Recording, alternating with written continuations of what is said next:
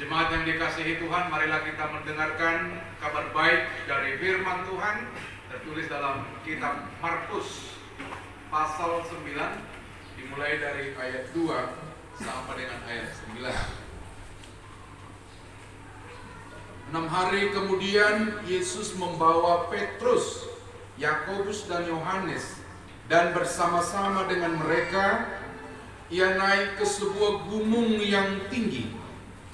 Di situ mereka sendirian saja.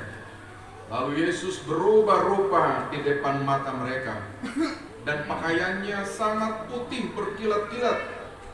Tidak ada seorang pun di dunia ini yang dapat mengelantang pakaian seperti itu.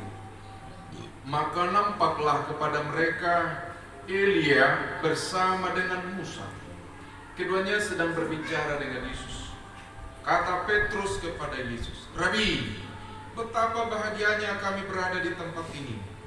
Baiklah kami dirikan 3 kemah, 1 untuk engkau, 1 untuk Musa, dan 1 untuk Elia."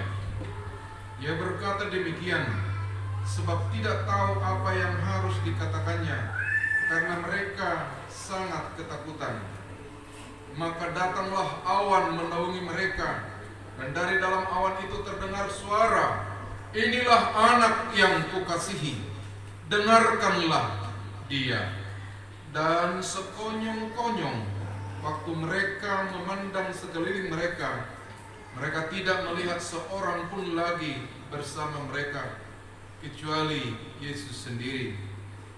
Pada waktu mereka turun dari gunung itu, Yesus berpesan kepada mereka supaya mereka jangan menceritakan kepada seorang pun apa yang telah mereka lihat itu, sebelum Anak Manusia bangkit dari antara orang mati. Demikian firman Tuhan. Bapak Ibu yang dikasihi Tuhan, setiap orang pasti memiliki rasa percaya diri ketika ada yang dia andalkan di dalam hidupnya. Ada orang yang mengkultuskan manusia ketika dia bersama tulangnya, dia merasa yakin dengan hidupnya. Ada orang-orang tertentu yang kita jadikan sahabat, kita jadikan teman, bahkan bisa bergeser kita jadikan tanda petik sebagai Tuhan di dalam hidup kita. Kita merasa yakin,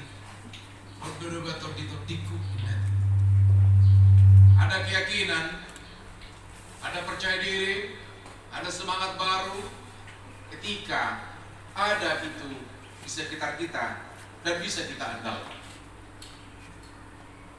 Ada juga keyakinan bahwa tempat mempengaruhi suasana hati. Maka ada sekarang istilah healing. Siapa tahu berdiri di dia healing coba, nonton. Tahu coba, dia deh. Hidup tahu tuh. Ada sama sini deh.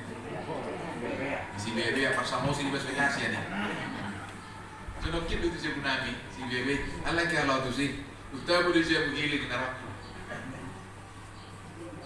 Ada merasa tersembuhkan, terpuaskan hatinya karena berada di suatu tempat dan memiliki kesempatan untuk pergi ke tempat itu. Ada yang gemar menjadi pendaki gunung, ada yang suka juga mendengarkan cerita. Ada gunung yang mempunyai keajaiban, mempunyai bahasa Batak, adong mangingani dulu-duluki. Maka banyak juga orang Pekanbaru pergi ke Pucubu, dan katanya di atas Pucubu itu juga ada bangunan rumah Batak yang disediakan untuk tempat Raja Sisinga Mangaraja, dan juga yang diyakini sebagian orang memiliki kesaktian di sana. Dibangun di situ sebuah rumah tempat kita berdoa, memberikan sesajen. Ya, ka bili-bilian, bulan kalau saya rekreasi kumanina nanti. Ada orang membeli bola deh. Ada bunga nama pede, bunga nama pibudu berdela itu sih, karena aman gak akan bergeser lagi imannya, karena mereka sudah menyanyi jauh bado partano batu.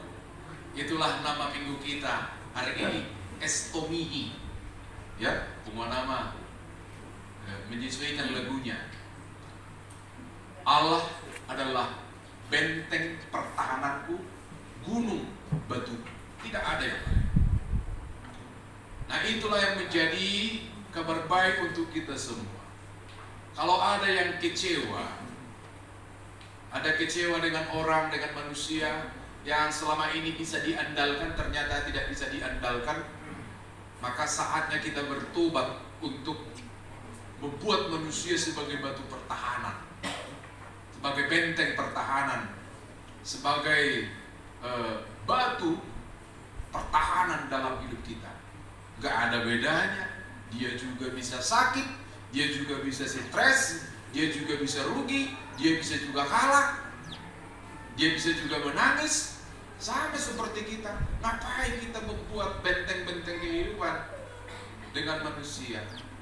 Maka hari ini kalau ada yang kecewa dengan manusia, datanglah kepada benteng yang teguh itu, batu pertahanani, batu pertano batu ani, holan Yesus do, tangi hok kamu ma ibana. Inilah anakku, dengarkanlah dia. Tidak ada, ang lu kecewa tuh, abe mo yan dunay wadal ko. Las marsahid to, inay nata to amata kan? Amat tapi nang buyan dal hono ni. Nanti saruban do inatay, mulodo bedebu, mulodo tangis, ya biasa-biasa saja melihat kehidupan. Maka Yesus tidak menghiraukan tawaran Petrus, tawaran Yakobus, tawaran Yohanes. Yesus, kami dirikanlah bagi kamu, bagi engkau, bagi Musa, bagi Elia kemah. Yesus tidak mau. Yesus tidak mau mereka mengkultuskan manusia. Emang siapa Elia? Emang siapa Musa? Dia juga manusia biasa. Jangan samakan aku dengan Elia. Jangan samakan aku dengan Musa. Itu. Tidak boleh engkau mengkultuskan yang lain, mempertuhankan yang lain, mempersamakan yang lain dengan aku. Seperti itu kira-kira kesannya. Maka Yesus tidak menghiraukan permintaan itu. Maka datanglah suara, ini anakku, ini yang kamu dengarkan, tidak ada yang lain. Ini yang kamu dengarkan, ini yang kamu hidupi, ini yang kamu resapi dalam hidupmu. Inilah anakku, Yesus. Kita sebutkan, supaya kita jangan yang menjadi benteng pertahanan kita, tidak di tempat, tidak di gunung, tidak di lautan, tidak di bukit, tetapi Dia adalah Allah, yaitu Yesus Kristus yang ada dan berkuasa di mana-mana. Maka ada anak sekolah minggu bertanya, Pak Pendeta, kenapa di gereja kita tidak banyak atau tidak diharuskan membuat gambar Yesus? Nah, karena di rumah kawanku banyak gambar Yesus, ada juga patungnya. Mereka menghormati itu. Apa jawaban kita, Amang? Ya. Emang kenapa? Kenapa kawanmu ada gambar Yesus di rumahnya? Atau ada patung Yesus di gerejanya? Katanya perasaan mereka lebih dekat dengan Yesus, merasa ada hubungan dekat ketika melihat gambar itu. Ada betul nanti nah. Itu saya heran daurubah. Jonok do terus sama teh binate ale boleh baik gambarnya mate aja bener apa hati. Sapula nang gambarnya mate. Ale boleh mati bae dong mate. Asal boleh berek-berek. Ay boleh mangul lebih baik nol polisi nol ya. Gimana mah berek-berek kamu langsung. Kalau amang suami masih ada kok ada gambarnya di rumah, berek mah gambarnya terus. Kecuali lawe mana? 1 tahun, 2 tahun, 3 tahun, 10 tahun nanti masih bermeba, beda mah. Kalau masih ada, memang penyakit dan yang selfie. Ya, jadi jawabannya sih itu.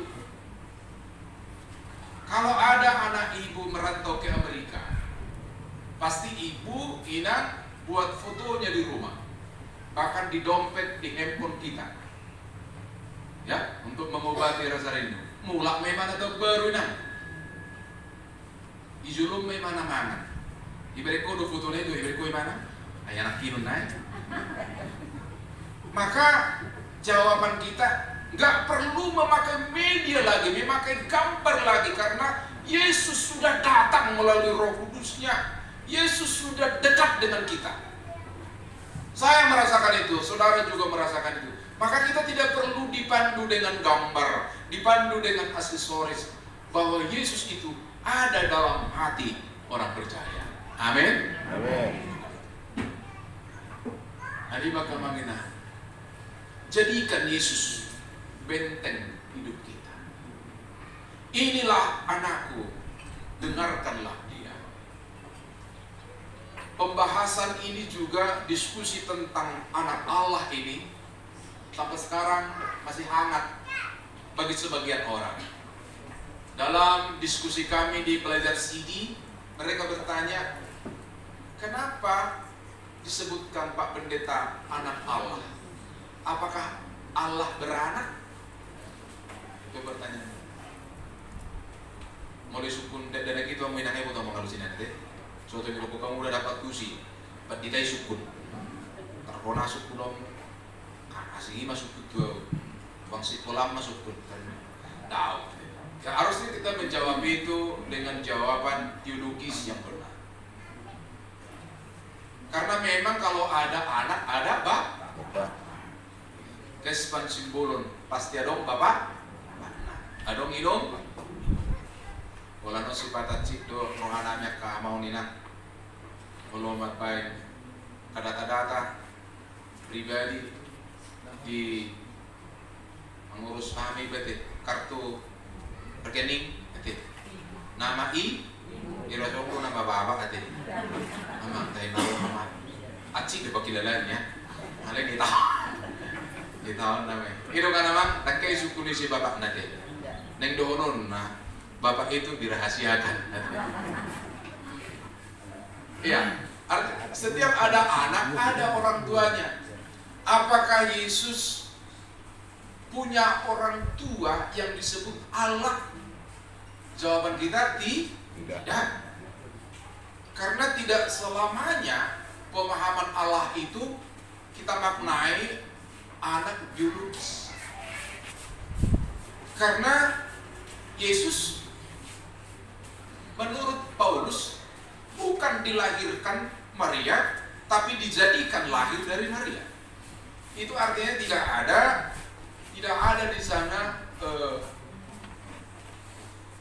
keturunan kemanusiaannya, tetapi hanya dipakai rahim Maria dipakai. Rahim Maria dipakai. Ide benda kita kamanginan tak pola gudang Maria dihatai di kita Protestan. Karena semua boleh dipakai Tuhan. Ya puji Tuhan, Maria dipakai, Yosef dipakai, inang juga bisa dipakai Tuhan untuk rancangan-rancangan. Rahimnya dipakai. Ide bendedo naga-begabean siat todi ada orang suhabuduan sebelum dibuahi dia adalah anak Allah. Ada menolong kita, walaupun gak persis sama, menolong kita memahaminya. Anak Allah itu seperti apa? Ya deh, bigyan mo ng anak kunci, anak dikunci ni siro din natin. Ala gel, may ato. Ala gusto ko majawa ng marana na kunci. Ano marana ni kunci dati? Ala saya tado doy anak. Anong do anak lapangan. Mul marbulay man ang bulan niya. Mul out bulay keluar. Mereka di mana anak ini bare anak. Marana do lapangan. Anong bisong anak Medan? Jadi Datuk Kia Medan marah. Alay anak Medan dugurak kita banget. Nah, agak seperti itulah pengertian yang bisa kita terangkan. Kalau disebut anak Allah tidak semerta-merta itu jadi anak Allah. Tetapi ada di kunci itu ada zat kuncinya. Ada zat kuncinya. Di dalam Yesus, di dalam Dia ada juga zat Allah dan memang Dia adalah Allah. Maka layak Dia untuk didengarkan. Dengarkanlah Dia. Kata dengarkan di sana bukan persoalan didengarkan hanya dengan indera kuping, tetapi pahamilah Dia, hayatilah Dia, ikutilah Dia, resapilah Dia, dan hanya Dia yang memang layak menjadi benteng kehidupan kita.